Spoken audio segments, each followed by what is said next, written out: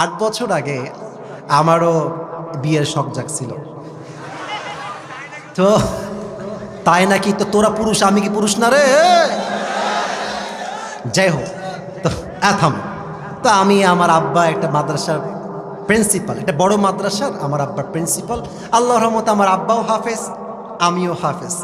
আমার আব্বা দাওরাই হাদিস পর্যন্ত পড়েছে, আমিও পড়েছি। একই মাদ্রাসায় প্রায় 9 বছর আমরা পড়াশোনা করেছি। তো আমার আব্বা একই টাইমে বড় একটা মাদ্রাসার প্রিন্সিপাল, মুহতামিম, প্রধান।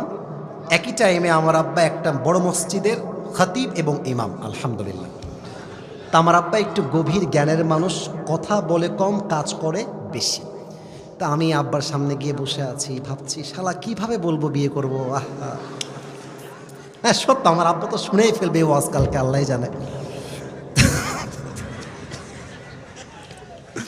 তা আব্বাকে বলবো, কিন্তু আমরা কিন্তু আব্বাদেরকে বলতে চাই যে আব্বা একটা বউ লাগবে, কিন্তু সাহস আর সম্মানে কুলায় না যুবক ভাই। তো যাই হোক, অনেক লজ্জা টজ্জা কাটিয়ে আব্বাকে বললাম যে আব্বা, আমার মন বলছে আমার একটা বিয়ে করা দরকার। এভাবেই বলেছি যে আমার বিয়ে করা দরকার বলে আমি মনে করছি। তো আমার আব্বা শোনার পরে আমার দিক তাকায় আছে, তাকাই আছে, আর মনে মনে ভাবছে শালা নিজে শুধু আমার টাকা দিয়ে আর তুমি নিয়ে আসবা বিয়ে করে বউ, খাওয়াবে কিডা? কিন্তু আব্বা রাগই মানুষ, কিন্তু রাগ কন্ট্রোল করে বসে আছে। তো আব্বা বলল যে আব্বা শোনো, আমি আবার আমার ক্লাসে এবং পুরো মাদ্রাসায় 1 নাম্বার ছাত্র ছিলাম। এটা কিন্তু শো অফ করে কী লাভ? যুবকরা আমাকে 1 নাম্বার হলেও ভালোবাসতো, আমি ফেল হলেও যুবকরা আমাকে ভালোবাসতো, এটা আমার বিশ্বাস। তা আমি আমার ক্লাসেও 1 নাম্বার ছিলাম, পুরো মাদ্রাসাতেই আমি 1 নাম্বার ছাত্র ছিলাম। তা আব্বা বলছে তোমার কিন্তু মেধা ভালো আব্বা, তুমি কিন্তু জীবনে অনেক ভালো কিছু করবা। তো তুমি যদি এখন বিয়ে করো, তুমি তো মেয়ে মানুষের বাহিরের রূপ দেখেছো, ভেতরের রূপটা তুমি দেখো নাই আব্বা, একটু অপেক্ষা করো। কারণ কি জানেন, মেয়েদের মন হচ্ছে আকাশের মতো। আজকে ঝড়, কালকে বৃষ্টি, তারপরে মেঘ, তারপরে রোদ। আজকে বলবে তোমাকে ছাড়া কাউকে ভালো লাগে, হ্যাঁ তোমাকে ছাড়া কাউকে বিয়ে করতে পারবো না জান। তারপরের দিন একটা বেটার অপশন পেয়ে গেলে তোমাকে গুল্লি করে টাকাওয়ালা যুবকের সঙ্গে বিয়ের পিড়িতে বসে যাবে। মেয়েদের মন পাল্টাইতে সময় লাগে না ভাইজান।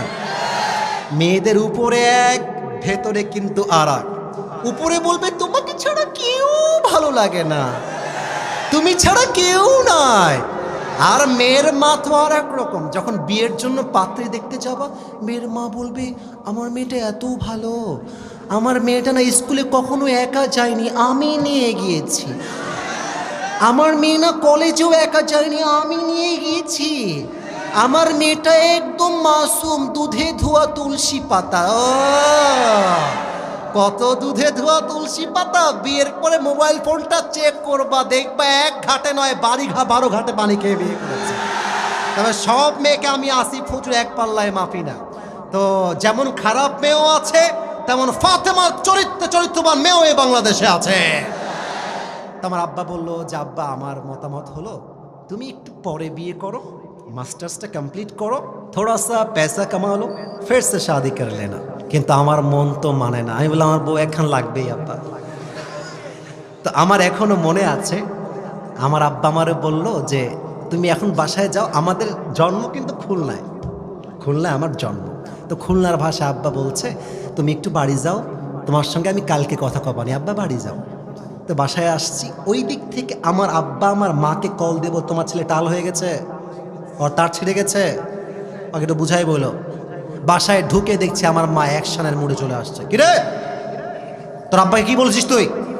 আমি বলছি কি বলে, আমি কিছু বলি নাই তো। আরে কিছু বলি নাই।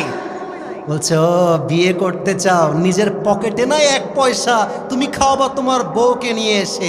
ওই কথার দিয়ে আমি আব্বাদেরকে বলতে চাই, আব্বা জান মানলাম আপনার ছেলের কাছে টাকা নাই, আপনার কাছে তো আছে।